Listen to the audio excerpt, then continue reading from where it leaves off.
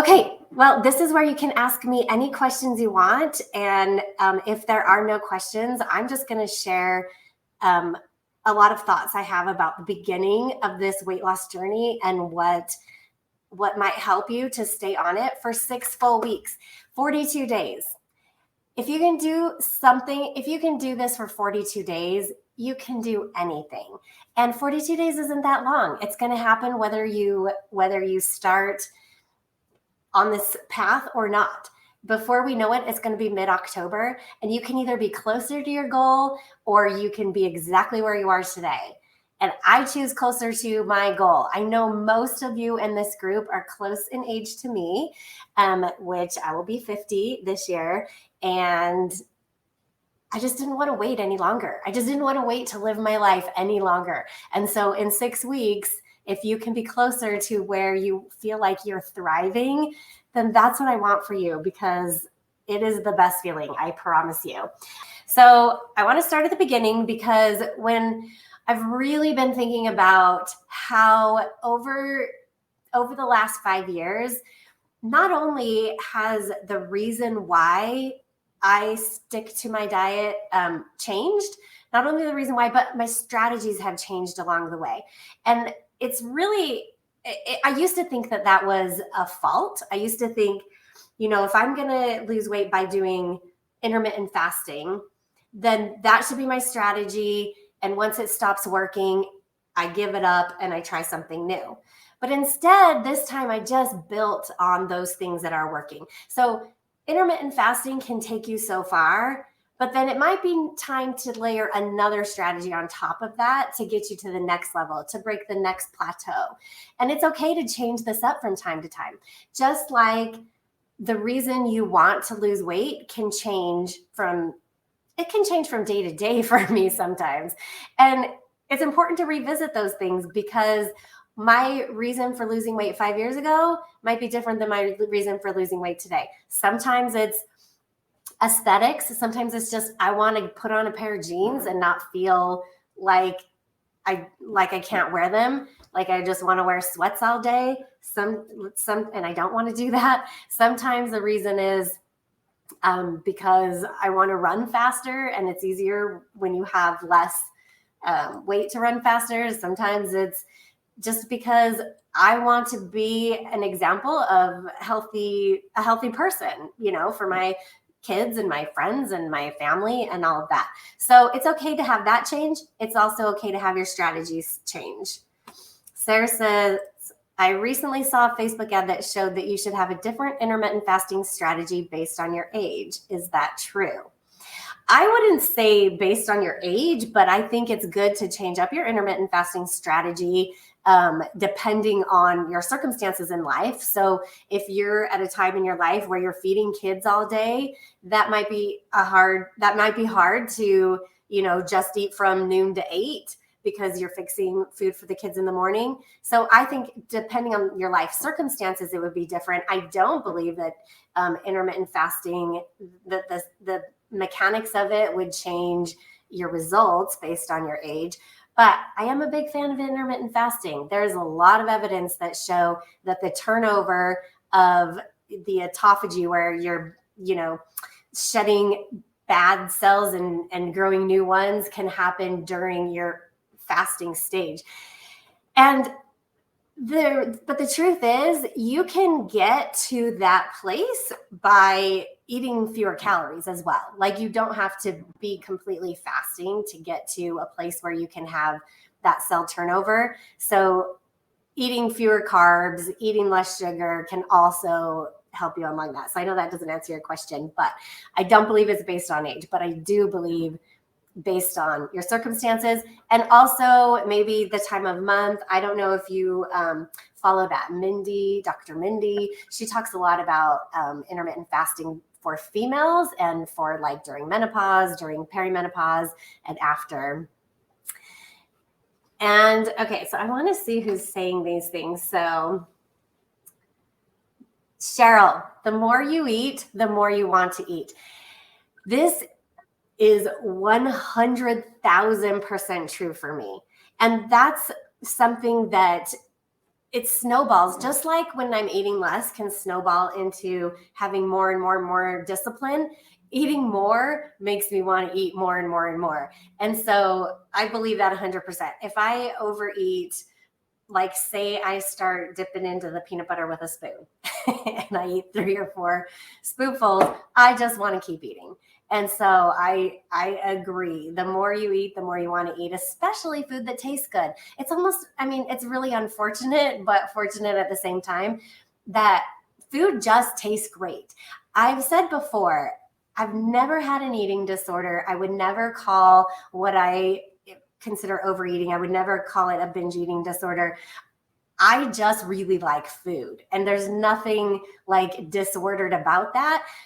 Food in our environment is so great. Like it tastes great and we want to eat it. And once we get a little taste of that, we just want to keep eating it. So I would agree. Amy says, let me put it up here. I'm not intermittent fasting. I'm lifting somewhat heavy 4 to 5 days a week. I'm currently not doing cardio, but I want to lower my body fat. Would you recommend I add in cardio each week? And if so, how much? I think you would see faster results by adding in cardio just because just by calories in, calories out, you're going to be burning a little bit more. And I think pairing it with lifting is essential because when you lift and you build muscle, then the long-term benefits are the fat loss. But with the cardio, you can get some quick wins. I really have seen that for myself. I think it's really great to kind of stair step this as well. And what I mean by that is maybe when you're starting out, just kind of, dial in your food because that's going to have the biggest impact on lowering your body fat.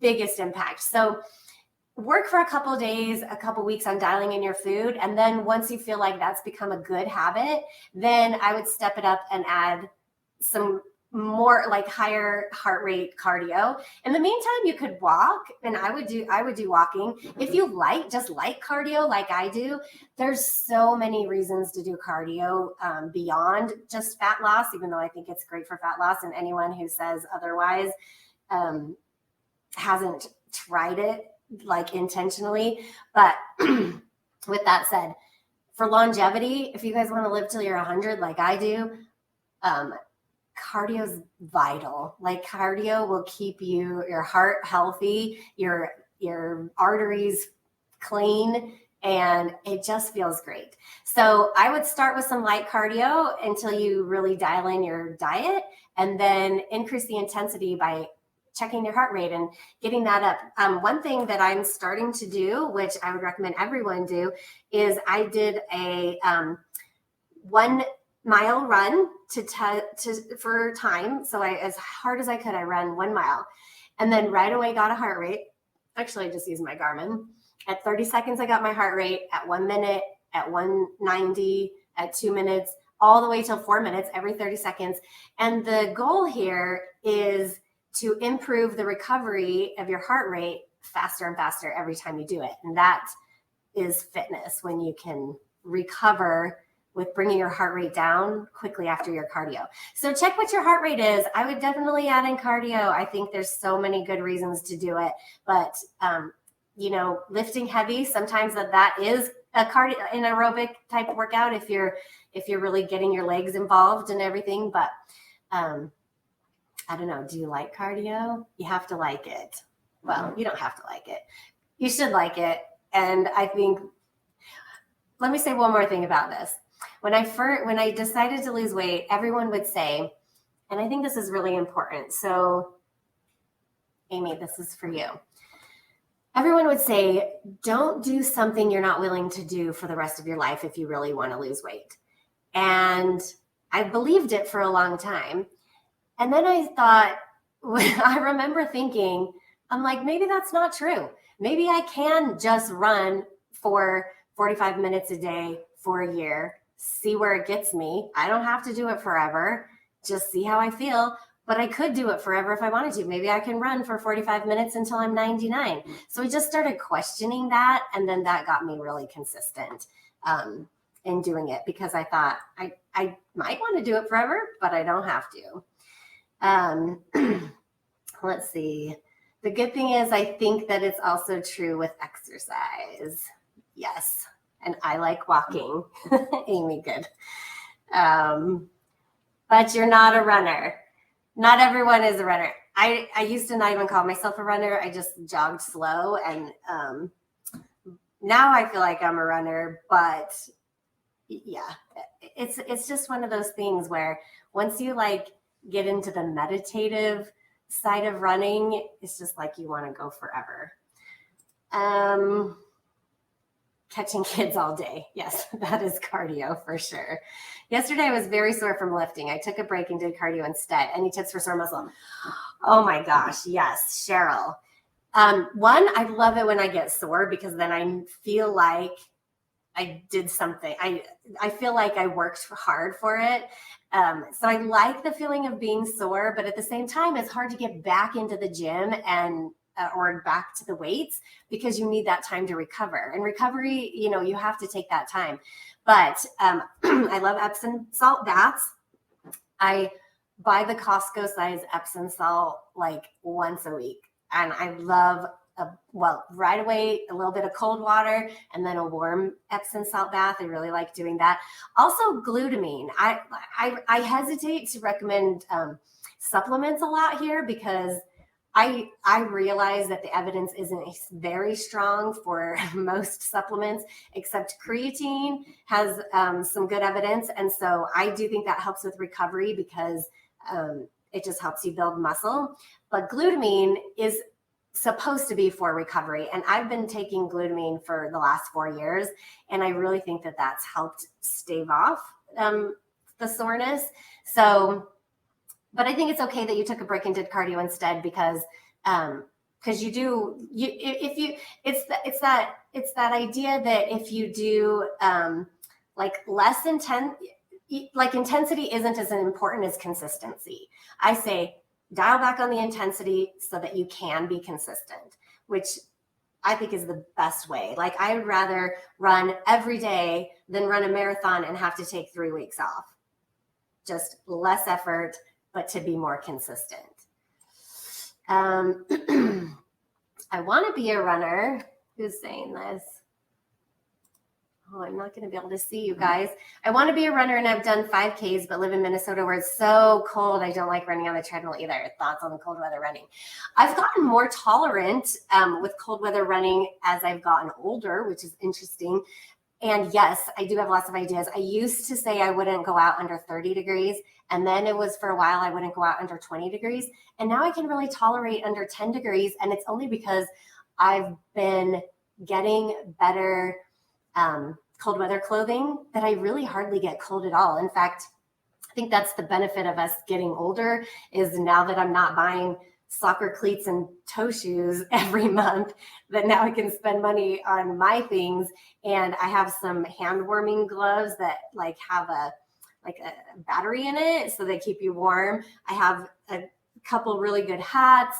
I have, really lightweight, but like weatherproof lined tops. I have some socks that are like wool socks. Like the better you can dress for it, the more tolerable it is. And I can really go out under 10 degrees now. I rarely did the treadmill this winter. I don't like going out when it's raining or icy, obviously.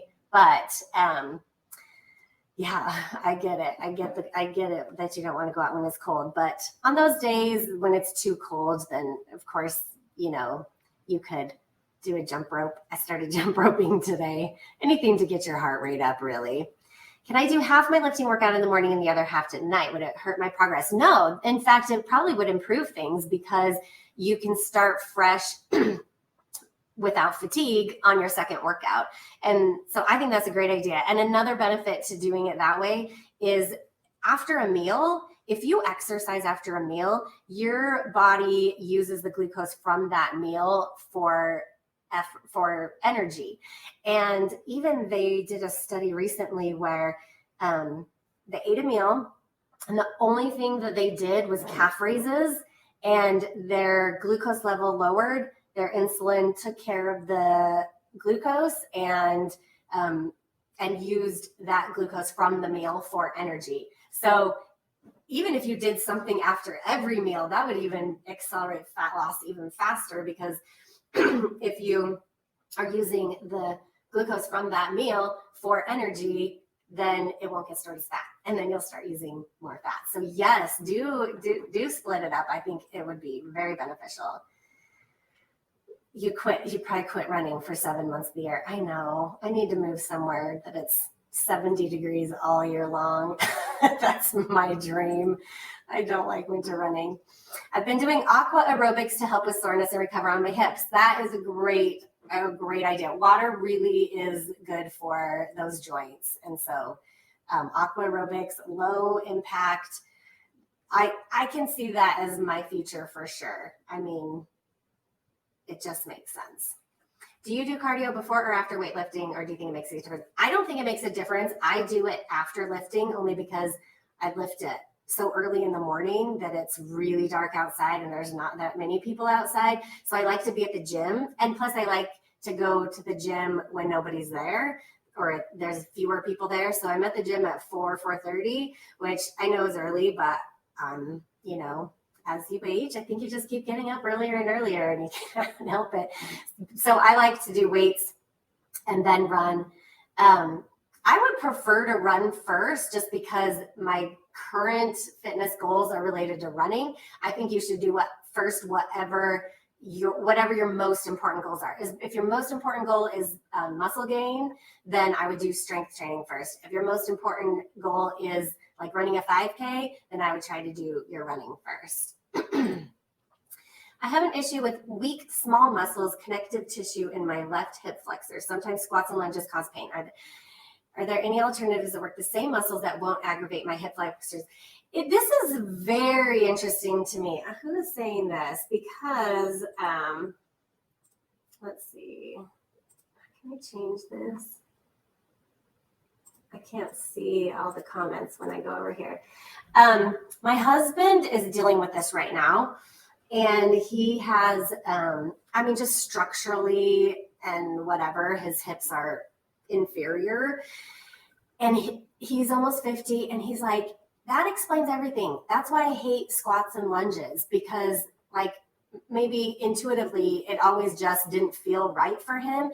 And there are exercises like that just don't feel right for some people. Like, I feel like there was one for me that I just can't do. I have a really hard time with Bulgarian split squats. Like I feel really unstable and I just can't hold the form very well. And so I feel like if you can't do squats and lunges, then I wouldn't do it. I would definitely avoid it. But an alternative, I'm going to have to think about that one. If you're at a gym, an alternative would be a leg press, because then you're supported in your back and you can not have all that pressure on your spine and on your hips, but you're just still working your hamstrings, quads, glutes. So if you can get a leg press, that would be good. And then also if you just use the leg press for single leg presses, then that can activate or isolate some of the muscles that you would get on a lunge.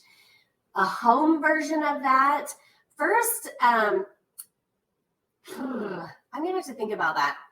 First, I would try just some air squats to get like your glutes activated and not worry about using heavy weights on that. Lunges, I don't know that you need to replace it. I would almost just skip lunges and just work on some leg presses, leg extensions, maybe even some hip adductor. If you use a band and do an adductor exercise, that could help. Okay, I think I answered all those questions so far. So I will talk about this mindfulness about mealtime and your diet. I think it's really about being awake to our life, right? Like if you go through life in a fog and you're just eating reactively, eating anytime you have an impulse to or a craving, and you just indulge that craving right away, it's almost like it's so automatic that you don't have time to stop and say, wait, why am I doing this? Am I hungry for this? Like, do I need this? So I think the first thing that before you worry about your diet, before you worry about your workouts, I think the first thing is just like pay attention to your food.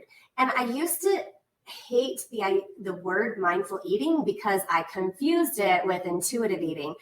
And I was always, I had read the intuitive eating books, and I was like, oh, like I literally read a book that said, if you like crave something specific, you should buy it all, keep it in your house, and then like, and honor your intuition kind of idea.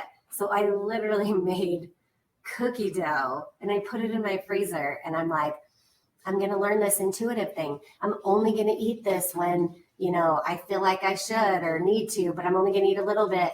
And it didn't work at all for me. I ate it all. I ate all the cookie dough. So with that said, intuitive eating is different. Mindful eating is just being aware of what you're eating. I have very vivid memories of me raising kids.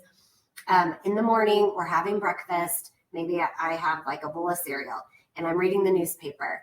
And because I just want to keep reading the newspaper, and this was before social media, I would just keep pouring another bowl of cereal, another bowl of cereal, another bowl of cereal, until I couldn't even tell you how many I had. Like I wasn't even counting. I was just, eating it up until I was done reading the paper. And it didn't occur to me that was one reason that I was overeating. When I read, so I'm going to bring this book out probably a lot, The Joy of Half a Cookie. This, honestly, if you go on Amazon, you can buy books for $2 now. This was clearly an old library book somebody had. But anyway, yeah, it still has the thing. Where was I?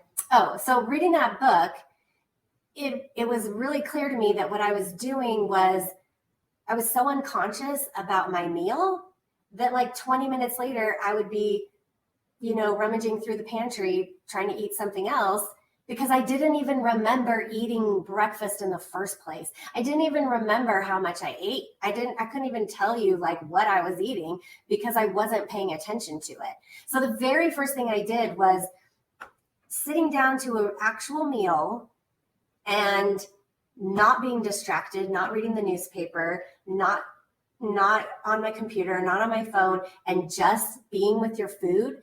It's actually quite uncomfortable. You're going to sit there and you'll be like, I'm bored. Like I need to check Instagram. I need to check my email. Like it's uncomfortable to sit there just with you and your food and no distractions. But the longer I practiced that, the more satisfied I got with each meal. So as soon as breakfast was over, instead of having 5 more bowls, I moved on with my day and I was satisfied from the bowl of cereal I had. It's just about like tasting your food. I even in this book, they have an activity where they did it with raisins back in the day. If I were to do it today, I'd probably choose a different food to do it with. But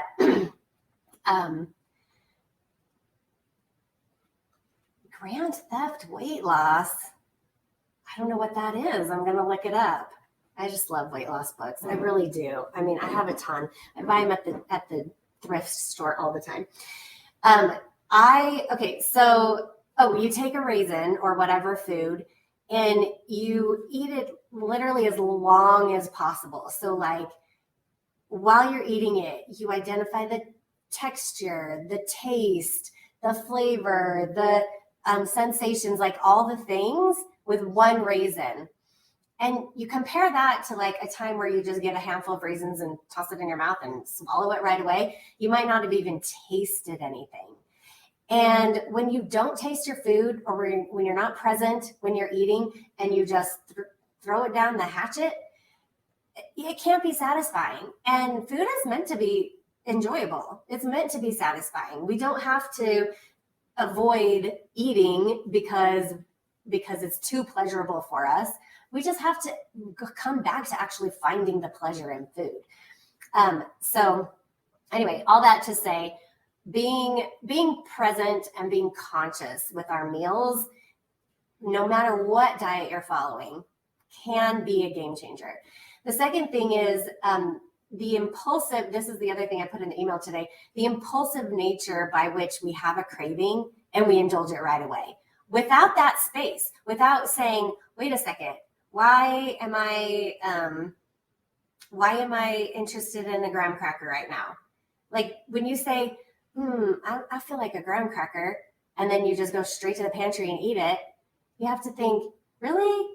Like, am I a toddler here? If you want something and you don't get it immediately, like you're uncomfortable with that. So I really had to come back and say, can I wait? I have another book. Okay, I love this book. It is the weirdest, it is the shortest book ever, but the whole diet book is called Eat It Later. The whole idea is you can eat anything you want, just later. Like give yourself that space and don't be so reactive and impulsive and say, you know what, I can have that graham cracker. I'm just going to have it for lunch when I'm sitting down to a meal undistracted. There's a time where all my lunch was just snack foods that I had cravings for between the meals. I had like a graham cracker, a granola bar with peanut butter, some string cheese, like random things, because I would just save it until the actual meal. And one thing you learn when you just have meals on a table without distraction is you're just so much more ready for the next meal and so much hungrier. Anything tastes good. I also say to myself when I have an impulsive craving, I already forgot my train of thought. I always say, I don't know what I say. Sorry, I'm getting old. But yes, okay, so being awake, so two things. Paying attention to what we're eating, and then paying attention to the space between a craving and indulging that craving. And when you indulge that craving, that strengthens the muscle that lets you off the hook the next time and the next time and the next time.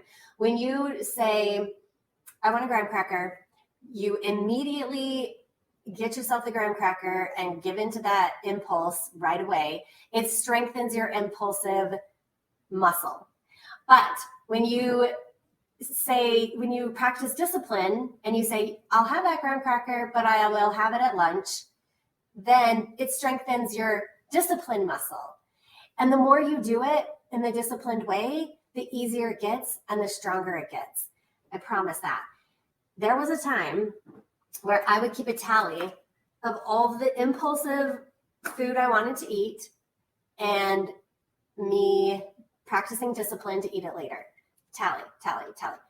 Some days it was like 50 tallies. It's shocking to me how many impulsive thoughts I had about food and how often in the past I would indulge it.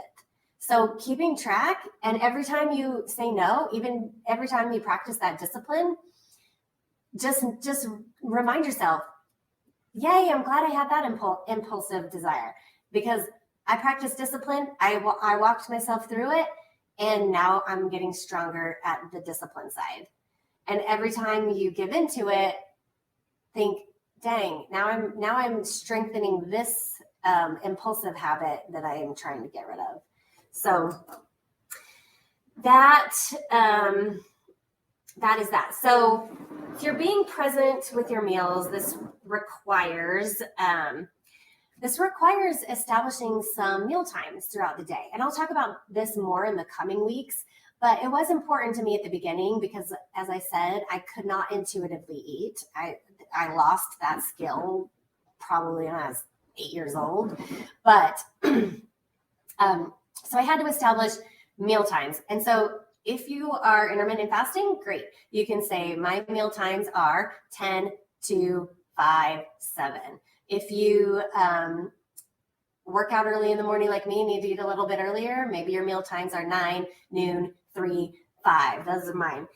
And if it's hard at first, set a timer, because once your meal ends and you're not going to eat until the next meal, sometimes you need a timer to remind yourself, I'm not going to snack. I'm not going to just have, one crumb, one bite of this, one, thing of that. So give yourself established times.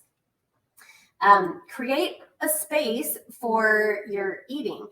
This is an interesting thing in behavior that I've noticed. Like, a lot of you have said to me, you're trying to not eat late at night or not eat in the evening, which is interesting to me because that's never been a problem for me. So I feel like we all have our problem time periods, if you will.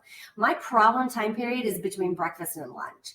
I just want to keep eating all morning, almost like I'm delaying starting my day.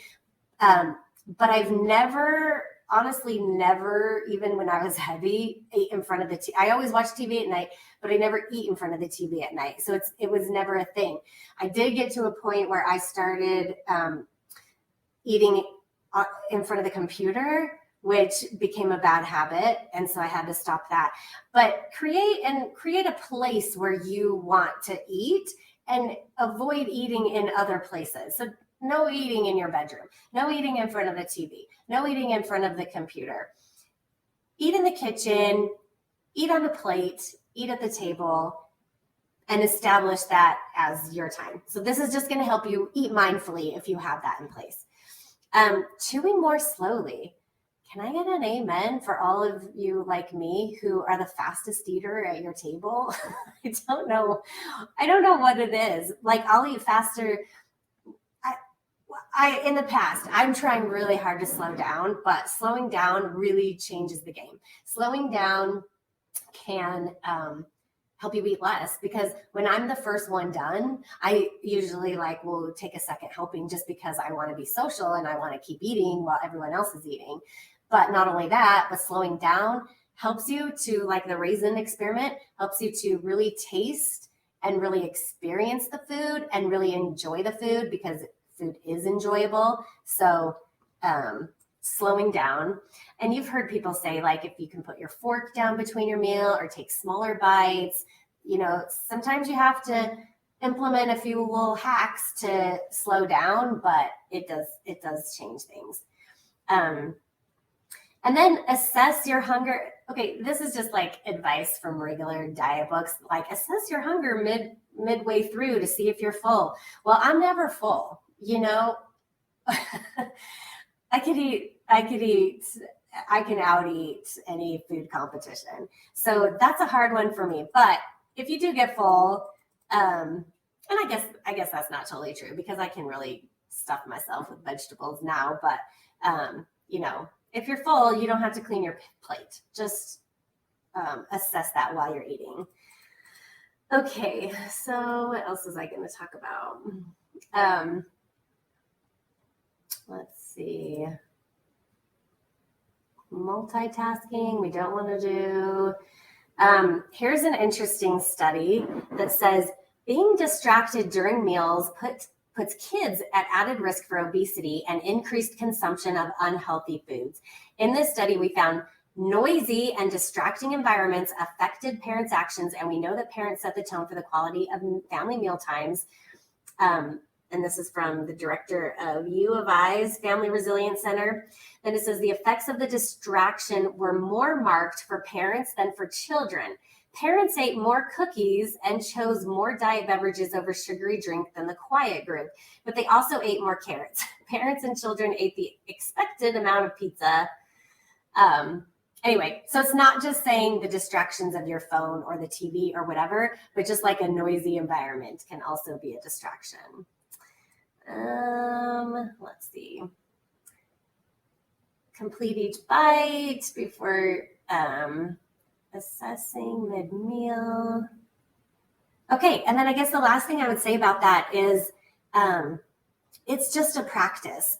If you're still here, Jackie, first Jackie, we have two Jackies, and you're discouraged already, just think of this whole experience, this whole next 42 days as just practicing.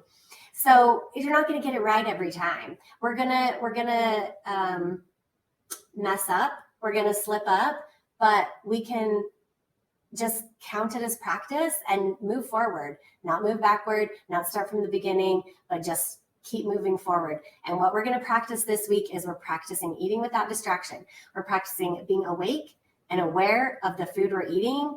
And if we're eating it outside, if we have a craving, and are we quick to indulge it, or are we practicing self-discipline? We're practicing that.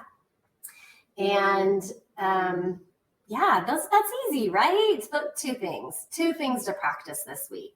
So tell me what your thoughts are. Tell me any more questions you have. I feel like we could do this. When I remember I decided I was going to take 40 days to lose weight one time. It was, maybe you've read this on my story. It was long enough that I knew I could lose at least 10 pounds, but also short enough that I could get through 42 days.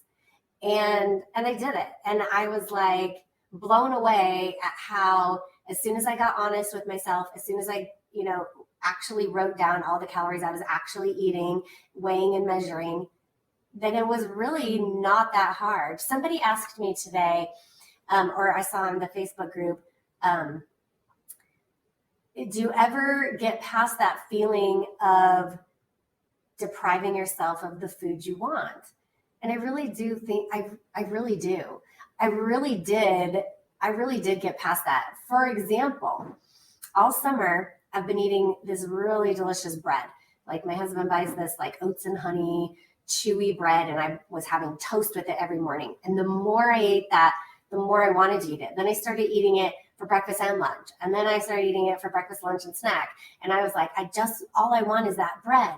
And then as soon as I cut it out, I don't cut out bread, but I cut out that bread because it was really getting to me. It was like I was focused on it. As soon as I cut that out, it took a couple days. The first few days, I was like, I really want a piece of that bread. But then after that, I didn't even notice it anymore. I put it in a place in the pantry where I didn't see it every time I opened it. And I don't feel like I'm missing out on anything. If you feel like you're missing out on something, I mean, if we get real, we're missing out on life. Would you rather miss out on a slice of lousy bread or miss out on all the goals you want to achieve and start really thriving? So if you're feeling like that, if you're feeling like you're going to miss out on some food, say, you've been eating that food for 40 years. Do you really need it for the next 40 days? I don't think so. It hasn't served you well. So don't worry about it for 40 more days. Okay. I will sign off, and I will see you next week.